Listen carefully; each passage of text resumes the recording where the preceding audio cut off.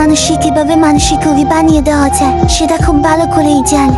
তাই কারো প্রতি মায়া বাড়ানোর আগে হাজারবার চিন্তা করে নিবেন, কারণ মায়া বাড়ানো সহজ কিন্তু মায়া কাটানো অনেক কঠিন। সময় পরিবর্তনশীল, সেই সাথে মানুষের মন। সময় যেমন পরিবর্তন হয় ঠিক তেমনি সময়ের সাথে সাথে কিছু মানুষের মনও পরিবর্তন হয়। তাই কাউকে ভালোবাসার আগে নিজেকে ভালোবাসতে শিখে দেখবেন জীবন অনেক সুখী থাকবে।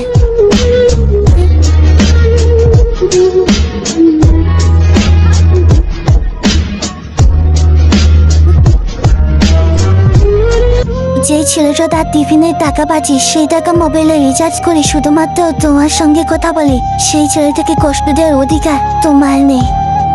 যে ছেলেটা তার বাস ভাড়া কিংবা রিক্সা ভাড়া বাঁচিয়ে 3-4 মাইল পথ অতিক্রম করে কলেজে যায়, আর সেই টাকা দিয়ে তোমার পছন্দের জিনিস তোমাকে গিফট করে, সেই ছেলেটাকে কষ্ট দেওয়ার অধিকার তোমার নেই।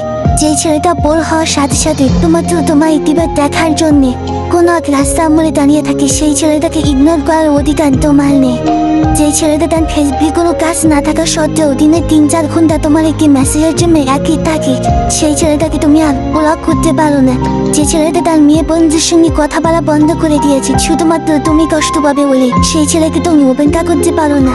যে ছেলেটা সমাজের লোকদের ফাঁকি দিয়ে তোমার বাসার সামনে চাতক পাখি নেই তাকিয়ে থাকে, সেই ছেলেটাকে তুমি ইগনোর করতে পারো না। অবহেলা খুব খারাপ জিনিস, কখনো কারো অবহেলা করে তাকে তার জায়গায় নিজেকে বসিয়ে নিয়ে দেখা উচিত, নইলে তোমাকেও কখনো কারো না কারো অবহেলায় শিখা যেত। অভিজ্ঞতা শুধু সময়।